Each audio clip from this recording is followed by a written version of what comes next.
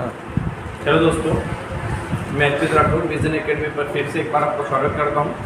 दोस्तों, यहाँ पर मेरे पास क्लास से भी कमेंट आ रहे थे, लाइव सेशन से भी कमेंट आ रहे थे मेरे पास कि सर 2 ईयर का तो मेरे पास चक्रवृद्धि ब्याज क्लियर हो गया है, 3 साल का भी क्लियर हो गया है, हम यहाँ से रेशियो मेथड से 4 साल का भी निकाल लेंगे, लेकिन सर ये 1 से 1/5 वर्ष, 1.5 साल, 2.5 साल इसका चक्रवृद्धि ब्याज हम कैसे ज्ञात करेंगे?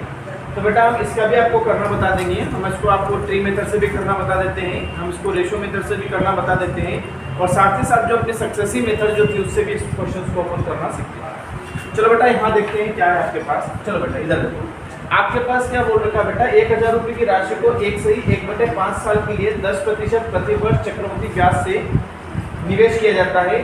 तो 1 से 1/5 साल का क्या निकालना बेटा, आपको ब्याज निकालना है। और कौन सा ब्याज निकालना बेटा, आपके पास चक्रवृद्धि ब्याज।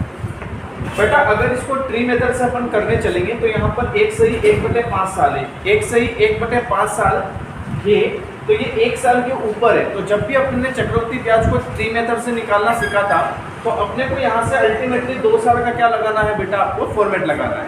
और आपको पता है कि 2 साल का जो चक्रवृद्धि ब्याज निकालने का जो फॉर्मेट होता है बेटा, वो अपने पास होता है पी, और क्या होता है बेटा ए, और क्या होता है बेटा मेरे पास पी।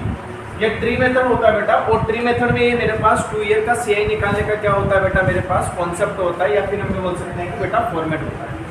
अब देखो बेटा यहाँ पर क्या करना होता है, जो मेरे पास प्रिंसिपल है बेटा, प्रिंसिपल मतलब आपका मूलधन जो आपको निवेश करना है, ये आपके पास 1000 रुपये है। तो इस 1000 को कहाँ रखूँगा बेटा, मैं सबसे टॉप पर, ठीक है। अब किस दर से या किस रेट से मुझे यहाँ पर चक्रवृद्धि ब्याज देने जाना है, तो वो किसके हिसाब से जाना बेटा, 10% के हिसाब से।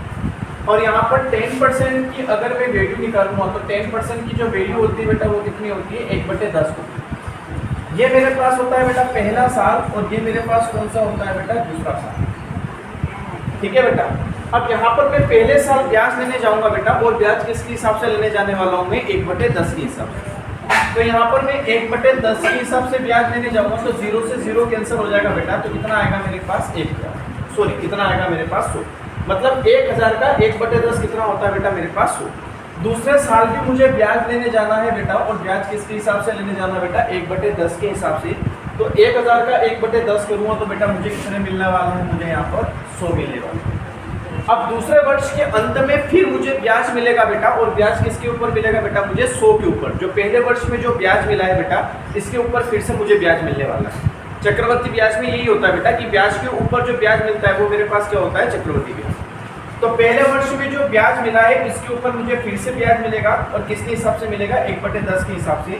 तो 100 का 1/10 कितना होगा बेटा, मेरे पास 10 होगा। तो यहाँ से मेरे पास जो वैल्यू निकल कर आएगा, कौन सी वाली, ये 100 और 10, ये मुझे क्या बताती है, चक्रवृद्धि ब्याज बताती है। तो आपको चक्रवृद्धि ब्याज कितना मिला, 10 और 10, सॉरी 100 और 10, तो ये 210 हो जाएगा। लेकिन मेरे पास 210 चक्रवृद्धि ब्याज नहीं लेना है, आपको क्या बोला था, 1 से 1/5 साल का चक्रवृद्धि ब्याज देना है। तो यहाँ पर देखो 1 साल तो आपको पूरा वाला चक्रवृद्धि ब्याज देना है, क्योंकि यहाँ पर दे रखा है 1 से 1/5, 1 से 1/5, तो 1 साल का तो पूरा ब्याज देना है। ये पहले वर्ष का ब्याज है, तो 1 साल का पूरा ब्याज देना है, मतलब मैं कितना ब्याज देने वाला हूँ, 100, ठीक है।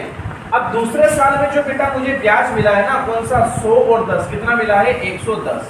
इस 110 का कितना लेना है मुझे, 1/5, क्योंकि मुझे 1 से 1/5 का क्या लेना है बेटा, 1 से 1/5 साल का क्या लेना है, चक्रवृद्धि ब्याज। तो दूसरे वर्ष का आपको कितना लेना है, 1/5, तो दूसरे वर्ष का कितना लूंगा मैं, 1/5। तो यहाँ पर 5 दूनी की 10 हो जाएगा, फिर 1 बचा 10 बनाएगा, फिर 5 दूनी की 10, तो 100 और 22 कितना बना लेगा, 122। तो यहाँ पर मेरे पास 1 से 1/5 साल का जो चक्रवृद्धि ब्याज निकल कर आया वो कितना आया, 122। मतलब ऑप्शन नंबर कौन सा होगा आपके पास, ये। अब बहुत सारे बोलते हैं कि सर ये मेथड तो हमें पल्ले ही नहीं पड़ती है, ये मेथड हमें समझ में नहीं आती। कोई भाई कोई दिक्कत नहीं, अपने पास एक अल्टीमेटली मेथड और होती है जो रेशियो मेथड के नाम से उसे जाना जाता है, उससे अपन देखते हैं। अब रेशियो मेथड में देखो, एक तो होगा आपकी तरफ पी, और एक क्या होगा आपके पास, अमाउंट, मतलब क्या होगा, मिश्रण। अब ये वाला जो मुझे ब्याज देने जाना है, ये 1 से 1/5 साल का जाना है, मतलब कि यहाँ पर 1 साल से ज़्यादा के लिए आना है मुझे। तो मतलब प्रोसेस मुझे 2 बार करनी पड़ेगी, प्रोसेस 1 और प्रोसेस कौन सी बेटा, और यहाँ पर नीचे मेरे पास टोटल मूलधन निकल कर आएगा, और टोटल मेरे पास मिश्रधन निकल कर आने वाला है। अब देखो एक साल के लिए तो ब्याज की जो दर लगने वाली है आपकी 10% के हिसाब से रहेगी, मतलब पहले साल जो पूरी जो ब्याज की दर रहेगी वो 10% के हिसाब से लगेगी। दूसरे साल अब बेटा आपके पास 10% के हिसाब से ब्याज लेने नहीं जाना आपको, क्योंकि दूसरे वर्ष आपको 1/5 साल का ब्याज चाहिए। तो दूसरे प्रोसेस में मैं क्या करूँगा बेटा कि इस 10% का कितना लूँगा मैं 1/5। 10% का कितना लूँगा बेटा 1/5।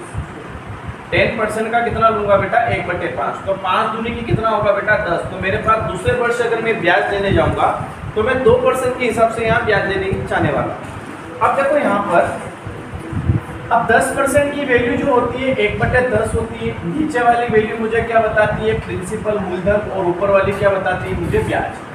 अगर मैं मूलधन में ब्याज को जोड़ देता हूँ तो मेरे पास क्या मिलता है मिश्रधन।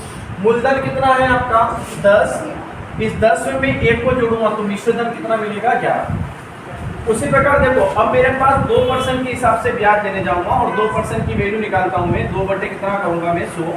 तो 2 एकम की 2 और 2 पंजे की 10, तो कितना है मेरे पास 1 बटे कितना आया 50। तो नीचे वाली वैल्यू मेरे पास मूलधन होगी, तो मूलधन कितना है मेरे पास 50। इस 50 में 1 को प्लस करूंगा तो मेरे पास कितना आएगा बेटा 51। ये बात क्लियर हो गई होगी। अब देखो यहाँ पर मैं इन दोनों का मल्टीप्लाई करूंगा तो 50 का 10 में मल्टीप्लाई करूंगा तो मुझे कितना मिलेगा 500, और 11 का 51 में मल्टीप्लाई करूंगा तो बेटा कितना मिलेगा 11 एकम 11 और 11 5 की 55 और कितना मिलेगा बेटा मुझे 54। ठीक है, तो कितना मिला मुझे टोटल अमाउंट कितना मिला मुझे 561 और मूलधन कितना मिला मुझे 500। तो देखो इन दोनों के बीच का जो मेरे पास डिफरेंस होगा वो मेरे पास क्या होगा ब्याज। तो ब्याज कितना मिला मुझे 61 का, कितना मिला मुझे 61 का ब्याज मिला। ठीक है, अब यहाँ पर मूलधन आपके पास 500 है, क्वेश्चन में मूलधन कितना है आपके पास 1000।